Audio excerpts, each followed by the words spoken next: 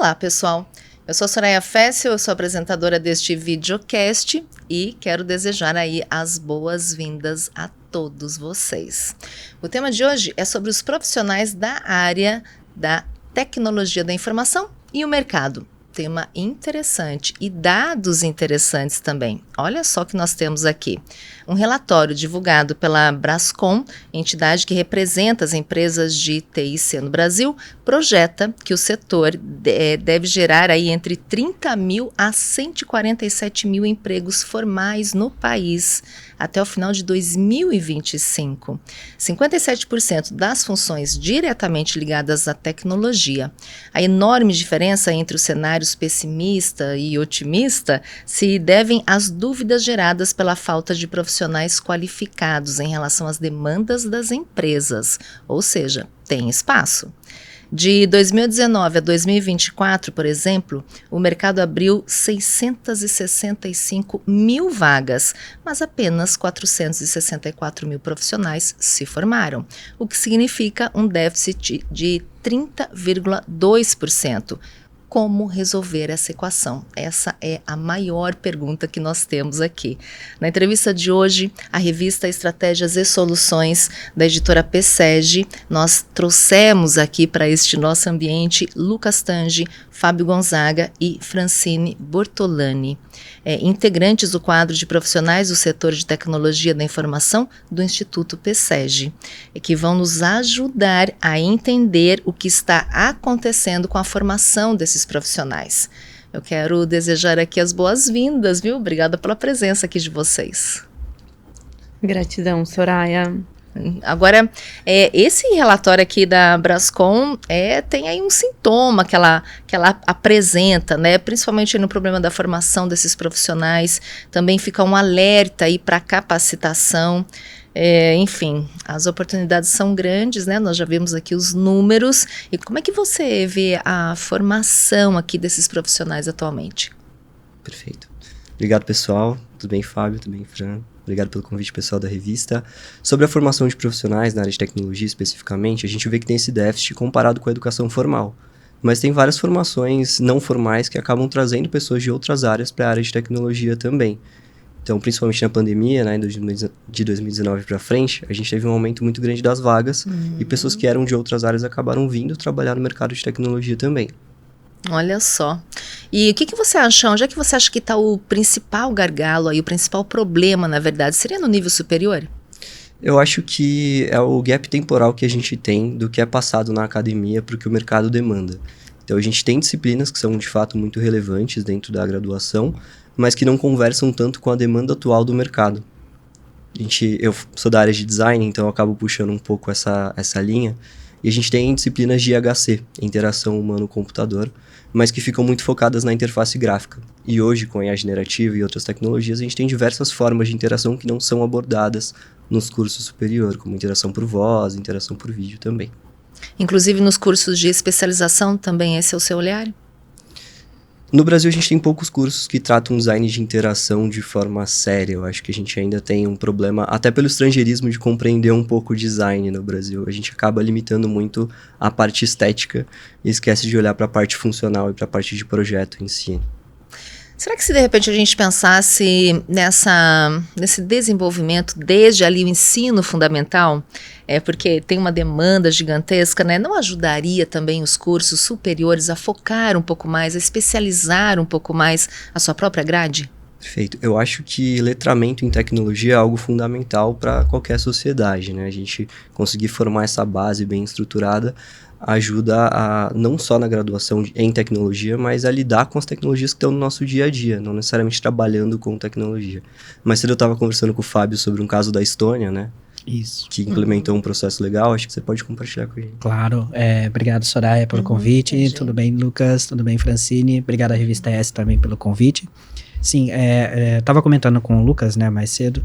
A gente teve um caso na Estônia, né, que desde 2012 existe um projeto piloto, né, que incentiva ali as escolas fundamentais a ensinar lógica de programação para as crianças, né, e com isso, né, a gente consegue, na formação superior, começar já de uma forma mais avançada, não ter que começar tanto do começo ali, né, da lógica de programação. Você já pode fazer isso de uma forma um pouco mais avançada, a introdução ali da parte de tecnologia mesmo, né. E como consequência disso, né, o Tange comentou dessa questão do descompasso, né.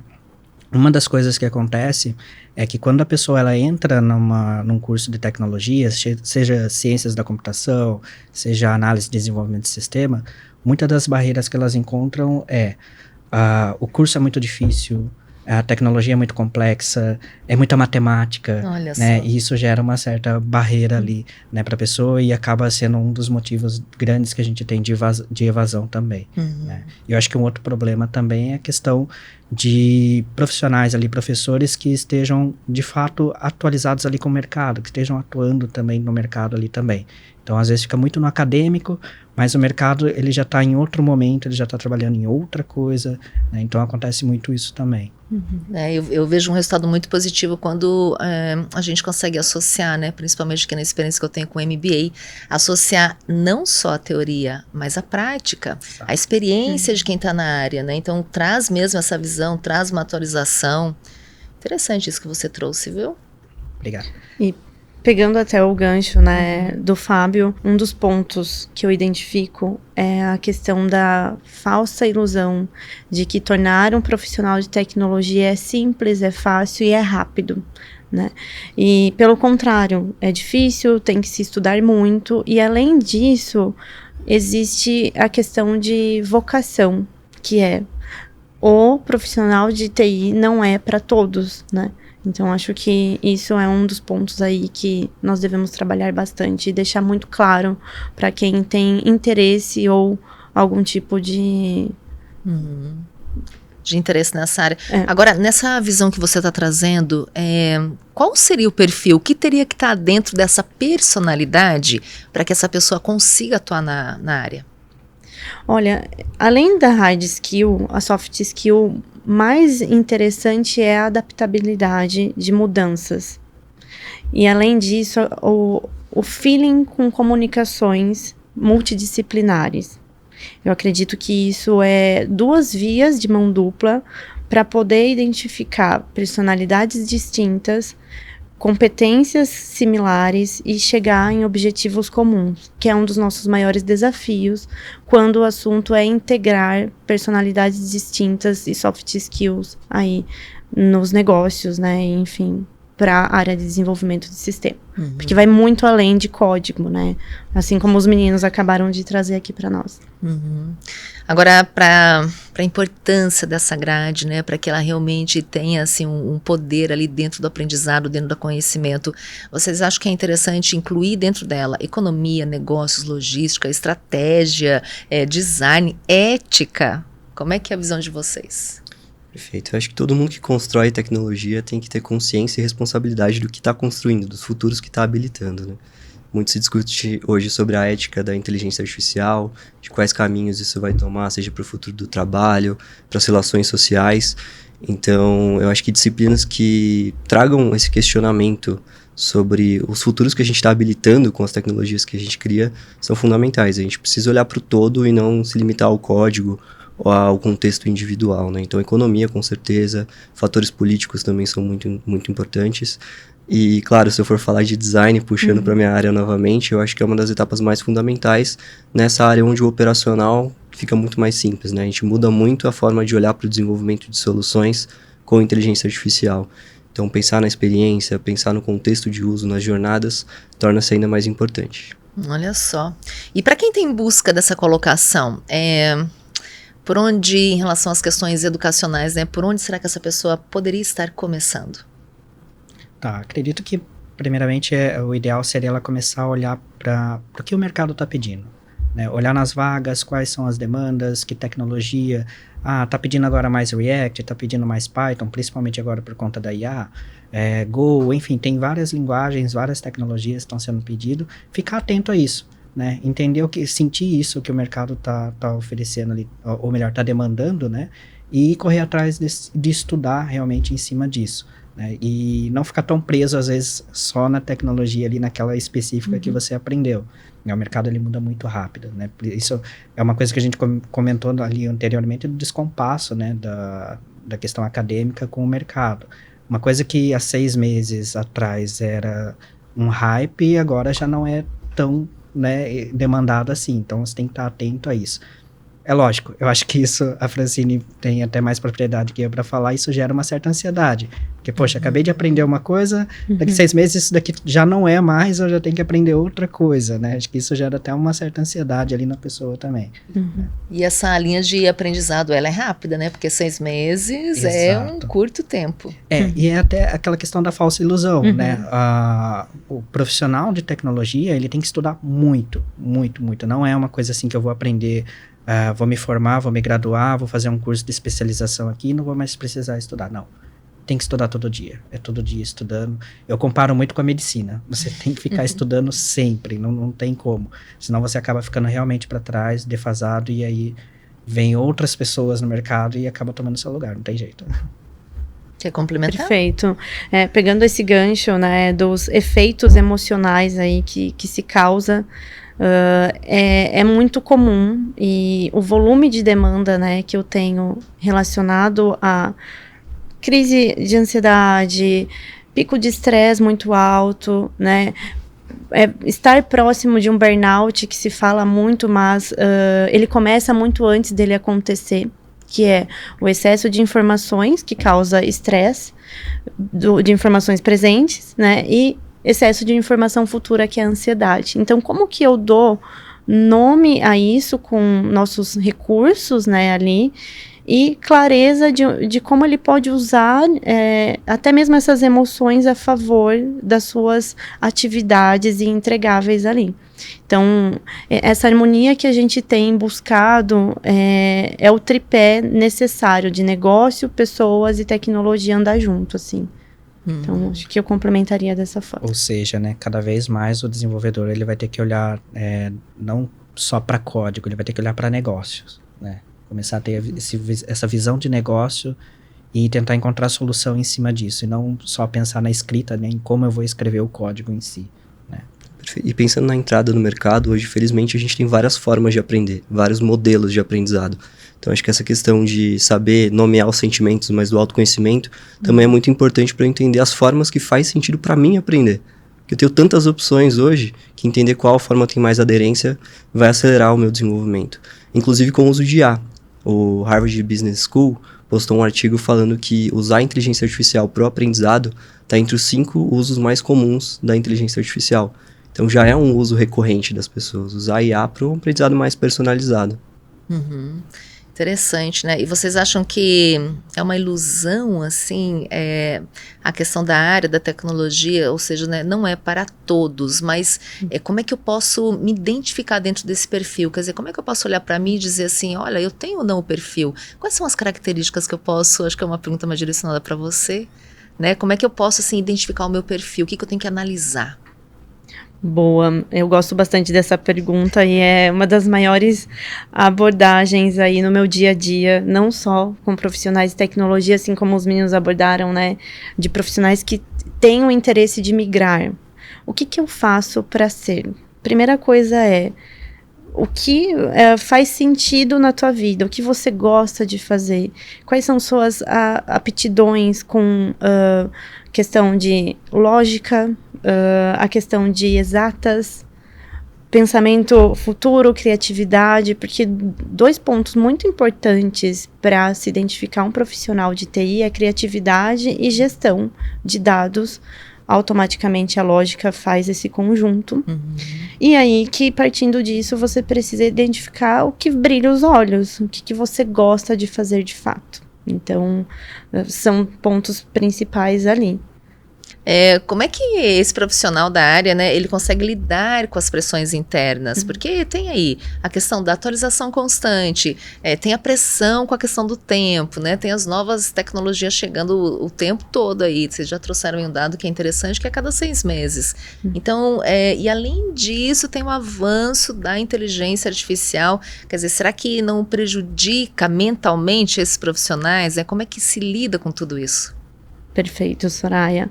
Olha, no meu ponto de vista, a melhor forma de olhar para esse tipo de gargalo e dor, né, que é muito comum nos dias de hoje, né, da saúde mental, é reconhecer que por trás de um bom programador, de um bom perfil estratégico, tem um ser humano que continua sendo um ser.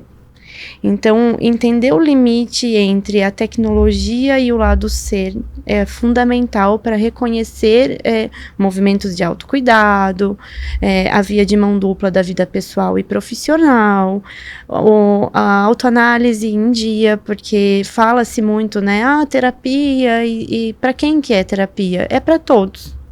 E ela deve ser, na realidade, algo para a vida toda, porque assim como nós trouxemos aqui, né, a tecnologia ela é igual uma medicina que precisa ter manutenções. Nós, seres humanos, não somos diferentes. Assim como se cuida de, tem uma luxação no pulso, eu vou cuidar com ortopedia. Putz, como que eu vou cuidar da minha questão emocional? Indo para o autocuidado com profissionais da mente, psicólogos, terapeutas e outras linhas aí que tratam a respeito, com capacidade. E talvez até um desabafo com a própria equipe, né? Para de repente refazer regras, refazer funções. Será que não funciona também? Perfeito. E aí, partindo desse autoconhecimento, né, do profissional, e inclusive que nós buscamos proporcionar muito aqui na equipe de TI, é justamente esses tipos de diálogos abertos, maduros corporativamente dizendo, sem certo e errado, e em busca de soluções de objetivos comuns. Então, esse cenário do se conhecer fora, que é o pessoal, e o profissional de trazer isso para a mesa quando necessário. Nós podemos dizer também que a IA, ela pode causar aqui, para esses profissionais, né, cognitivamente um pouco mais preguiçosos, pode inibir também a criatividade? Eu tenho um viés positivo e um outro mais pessimista da coisa. Eu acredito que, assim, a IA, ela é uma ferramenta boa, que favorece ali o profissional, de fato, especialista na área de tecnologia e IA, que é o que nós estamos falando. Porque ele vai, de fato, proporcionar ali otimização de tempo e também de resultados, automaticamente. No entanto, aqueles que têm certa ilusão de que a IA vai fazer o meu trabalho, aí, infelizmente, logo vai aparecer que não é bem por aí. Então, eu vejo como um olho bom olhando para a tecnologia. Acho que com o surgimento, né, cada vez mais da IA estar presente no dia a dia, acho que cada vez mais a gente vai ter a valorização daquele profissional que tem o conhecimento profundo no assunto, né? Então, vai, de fato, acho que um dos pontos negativos é essa questão da atrofia, né? De a pessoa ficar muito dependente da tecnologia, mas para quem utilizar isso da forma correta, vai conseguir se destacar justamente porque ela vai conseguir se concentrar em coisas que não são tão repetitivas, né? E pensar um pouco mais analiticamente, pensar em como que ela vai transmitir isso para a IA e também analisar o que a IA está devolvendo para ela. Então, acho que se ela conseguir achar esse ponto de equilíbrio, ela tem a tirar muitas vantagens, né, no dia a dia dela mesmo. Então, a gente pode dizer que a IA não substituirá humanos. Eu acredito que não vai substituir. Ela vem para complementar o trabalho humano mesmo, né? Então, aquilo que é muito repetitivo, que exige, de repente, uma coisa que tem padrão, né, eu acho que ela consegue fazer muito bem. Agora, o pensamento, né, criativo, a parte de comunicação, isso ainda é o profissional, isso ainda é o ser humano, não tem o que fazer, né? Inclusive, um dos motivos que a gente tem fuga de cérebro aqui no Brasil é justamente porque esses profissionais que são mais sêniores, eles têm uma capacidade de criatividade muito grande, um poder de comunicação muito grande. E isso é muito bem valorizado pelo mercado lá fora também. Então, por isso que a gente tem essa fuga muito grande de cérebro, de talentos que a gente tem aqui no Brasil. E isso, a IA, infelizmente, ainda não, né? Frisar bastante, ainda não consegue resolver, né? Mas é por isso da importância dos profissionais estarem realmente capacitados. Exato, correto. Uma das frases que eu mais gosto para falar sobre tecnologia e sobre IA substituindo humanos e tudo mais é que tecnologia só é tecnologia para quem nasceu antes dela. Se você nasceu depois, é só paisagem, já está no mercado de trabalho. Quando a gente começou na nossa jornada profissional, já tinha outros desafios, outras tecnologias que iam roubar os empregos também. E a gente vai se adaptando, a gente trabalha e por isso que as soft skills são tão importantes hoje. O relatório do futuro do trabalho do Fórum Econômico, ele cita a importância das soft skills como o top 5 ali no ranking de habilidades mais importantes profissionalmente e para o futuro também desse trabalho pós-IA. E por falar em habilidades, queria que vocês trouxessem um pouquinho da experiência de vocês, principalmente na hora da contratação, né? Então, vocês têm aí um cenário atual dentro do mercado, e como é que isso repercute dentro deste time? Tá, acho que uma das grandes dificuldades que a gente vem encontrando, né, ultimamente, é conseguir profissionais que já vêm mais especializados, já vêm mais preparados. E já ocorreu de várias vagas a gente ter que abrir mão desse profissional que é mais especializado para que a gente possa formar novos talentos. De repente, contratar uma pessoa um pouco mais júnior ou que não tem tanta experiência assim para formar ela.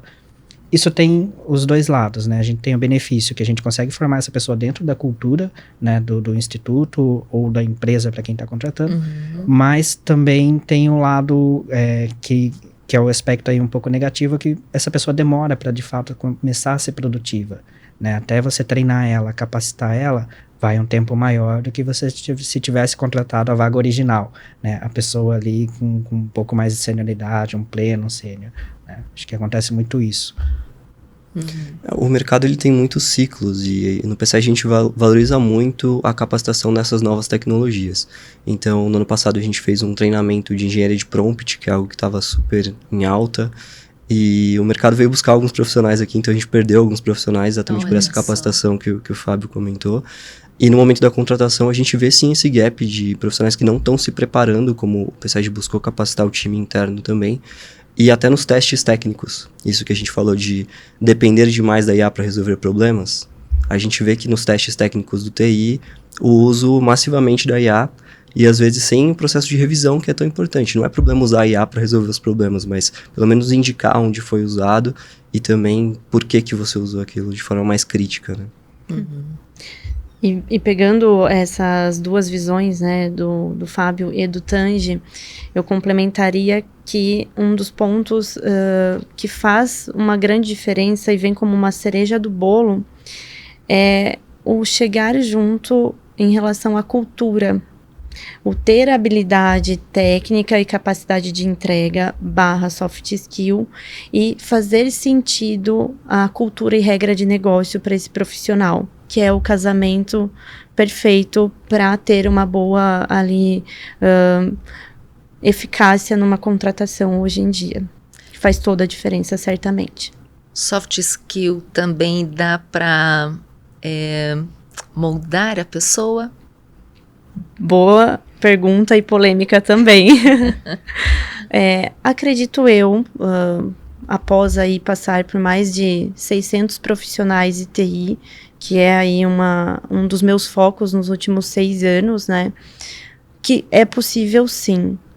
Existe a situação de que muitos, e principalmente aqueles que vêm para ser formados conosco, a necessidade de uma reeducação corporativa, que eu chamo, que é você dar direcionamento do que você espera de comportamento, que infelizmente tanto nas graduações ou acaba não vindo, né, de casa. Então acaba tornando um papel nosso, e aí a gente faz muito disso também, inclusive aqui no TI em conjunto. Qual é o tempo de duração para essa formação? Ela é bem relativa, no meu ponto de vista. Depois os meninos até podem aí complementar, eu acho bem legal, porque dá para ter várias visões. Ela é relativa, mas acredito eu que no mínimo uns 6 meses de casa você consegue sim identificar tanto a questão da adaptação de cultura, regra de negócio, entregáveis de tecnologia e as esteiras, né, de capacitação ali que é proporcionada. Porque tudo isso anda junto para que uma soft skill possa ser melhorada, né? do meu ponto de vista. Eu acho que junto a isso tem a questão geracional. A gente hoje tem várias gerações trabalhando na mesma equipe, muitas vezes, e a comunicação precisa acontecer da forma mais fluida possível.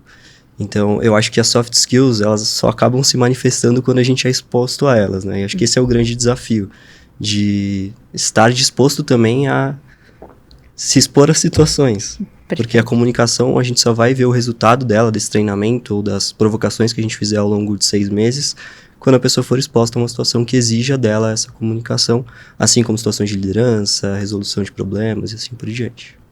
Normalmente a hard skill é a mais fácil, né, de resolver. A soft skill que é o problema mesmo, porque aí tem, como a Francine falou, tem muita coisa que vem de casa, né? E aí você tem que moldar isso. Algumas coisas a gente consegue, outras já infelizmente a gente não consegue atuar, né? Então tem muito isso também.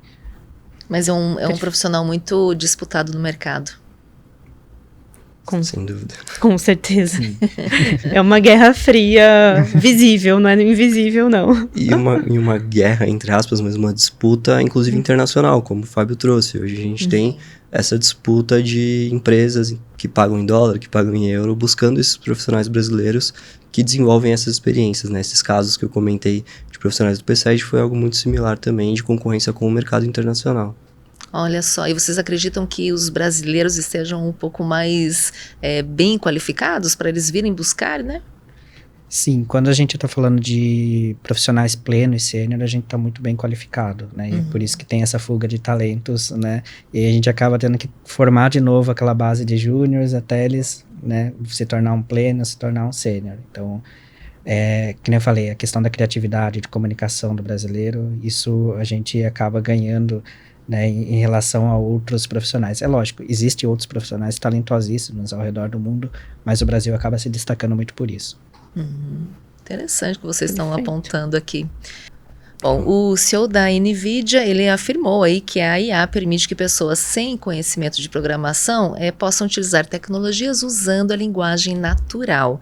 Esse aí é o pensamento da Vibe Code, né, que é uma abordagem que utiliza a IA para gerar códigos a partir da instrução em linguagem natural. Quais são as vantagens dessa abordagem?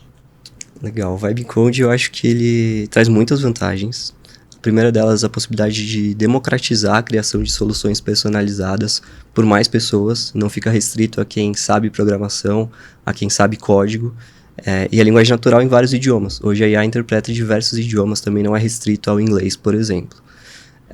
Mas é uma construção, acho que se a gente olhar desde os anos 90, com as ferramentas de low code que já deixavam o código menos verboso, facilitavam algumas coisas para o desenvolvedor.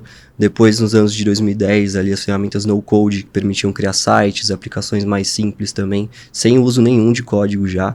Ainda exigia conhecimento de tecnologia, mas sem necessidade de codificação, até a gente chegar nesse momento agora de gerar as aplicações sem a necessidade nenhuma de código ou de linguagem computacional, digamos assim, né? Eu acho que essa é uma grande questão de democratizar as soluções personalizadas e também pensar em automatizações breves. Então, um contador, por exemplo, em poucas interações, pode automatizar um processo de declaração de imposto de renda, conversando com um modelo de linguagem, por exemplo, explicando o processo e validando com ele se aquilo que ele está trazendo para a mesa faz sentido. Tem algum desafio, algum problema nessa questão? Muitos. Eu acho que dá para eu destacar dois aqui principalmente. O primeiro é que, na verdade, os setores e as empresas de tecnologia gastam mais dinheiro com a manutenção e sustentação de sistemas do que com a geração de novas aplicações. E acho que é natural a gente olhar para a IA com linguagem natural e ficar empolgado com a possibilidade de criar coisas novas, mas a gente tem que lembrar das manutenções que a gente tem que fazer com esses sistemas que a gente gera. Então, uma IA ela não vai ter uma preocupação de gerar um código compreensível por humanos para manutenções futuras, porque, enfim, foi gerado por uma máquina já. Então, acho que essa é uma grande questão, como é que a gente vai manter essas aplicações que a gente está criando. E fora a questão de governança, né? Quem vai aprovar os comandos que uma pessoa está dando para um sistema que lida com dados sensíveis, por exemplo? Então, acho que essas são duas principais questões que a gente tem que olhar muito ainda para situações de vibe coding, mas que eu tenho certeza que vai evoluir. Eu olho com muito otimismo para essa situação.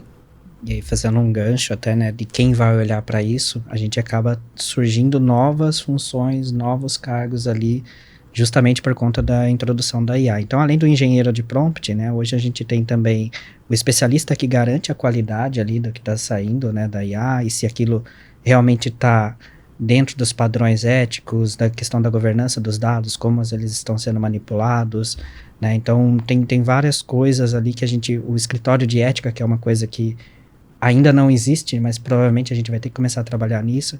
E uma das skills que começam a surgir é essa multidisciplinaridade, né? Que é de o profissional ele ter esse olhar mais ético, mais olhar de negócio mesmo, né? Para aquilo que está sendo produzido.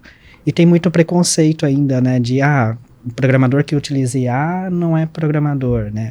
Esse preconceito existia com low code, existia com no code. Eu acho que não se deve ficar apegado muito a eu sou programador só porque eu escrevo código. Não. Você é uma pessoa que tem que buscar soluções para resolver um problema. Como isso vai ser feito? Pode ser usando um low code, um no code, codando mesmo, né? Fazendo código ali. Pode ser utilizando a IA. O importante é você conseguir achar uma solução para aquele problema, né? Então, como vai fazer isso não é tão importante assim, né? Nesse momento. Inclusive, a visão que a Microsoft traz é a que mais me agrada, de um copilot, né? Um copiloto de fato. Exato. A gente tem o desenvolvedor, mas a IA auxiliando nessa rota que ele precisa de resolução de problemas. E até falando sobre preconceito, assim, sobre novas profissões ou profissões que podem convergir em algum momento, esse mês o CEO do Figma, que eu acho que é a principal ferramenta de prototipação que a gente tem no mercado hoje, anunciou no evento as novas funcionalidades de IA para prototipação. Então hoje a gente consegue gerar protótipos muito mais rápidos, funcionais e até publicar direto de ferramentas. Então para testes rápidos, assim, a IA vem ajudar bastante novos empreendedores, pessoas que querem validar ideias. Vai facilitar. Muito. Agora, as novas profissões, né? Você citou o engenheiro de prompt. Quais outras vêm aí para frente?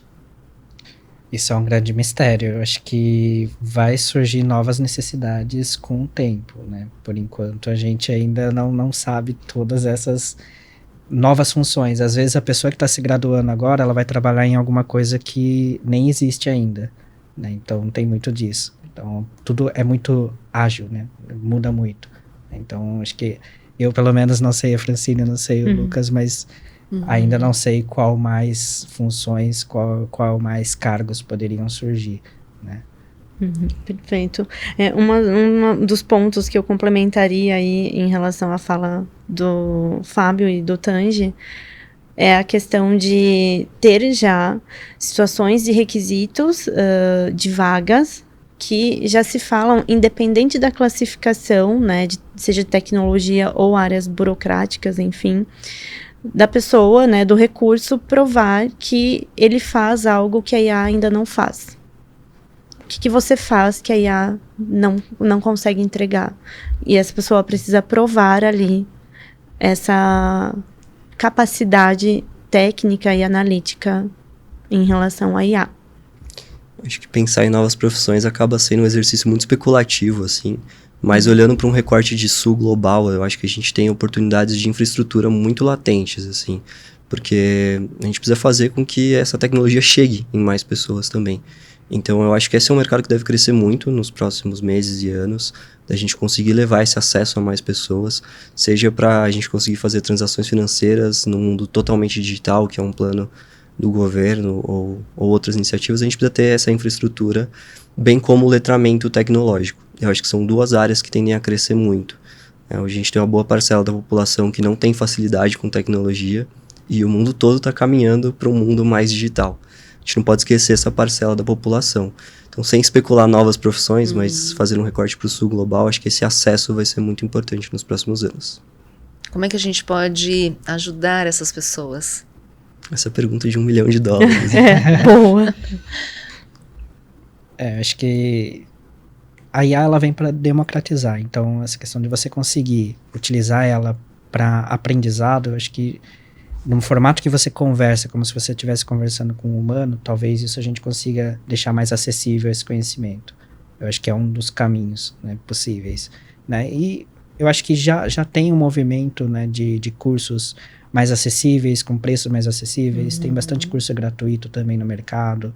Então, conseguir trazer mais pessoas para entender tecnologia hoje, eu acho que está um pouco mais acessível do que há alguns anos atrás.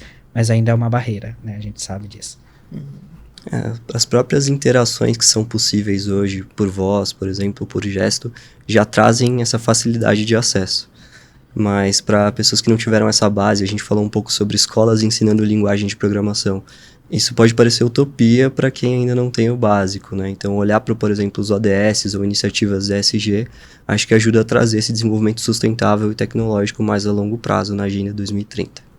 Nessa conversa boa aqui que a gente teve, né, sobre essas reflexões, esses desafios que vocês trouxeram, eu gostaria que, pra gente meio que encerrar um pouco mesmo essa conversa, né, o que vocês deixariam como recado para quem tem interesse nessa área, estar aí se especializando, né, ou praticando de alguma forma. Então, qual seria o recado de vocês? Bom, eu aconselharia, né, a buscar olhar bem para o mercado, o que está sendo pedido, entender se aquilo faz sentido para você. Acho que a Francine comentou bastante disso. É uma carreira difícil na questão de estudo, você tem que estudar bastante, não é fácil.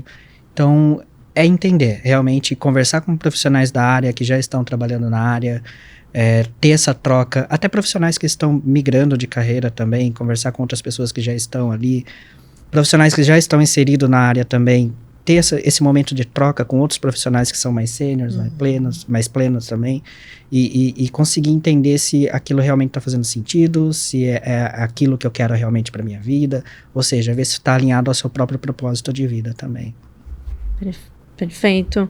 Complementando aí a fala do Fábio, no meu ponto de vista, e numa questão mais humana ali, do olhar para esse profissional, é compreender de fato onde estou, para onde vou e como vou, que é alinhar requisitos, possibilidades e vocação.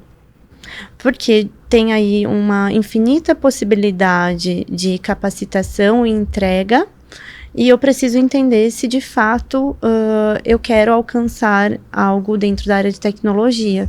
E ser muito humilde também para compreender se não for, porque não é só sobre isso, tem infinitas possibilidades aí de escalonar, inclusive em área de TI, só que não sendo da tecnologia. Assim como eu mesma sou um exemplo, né?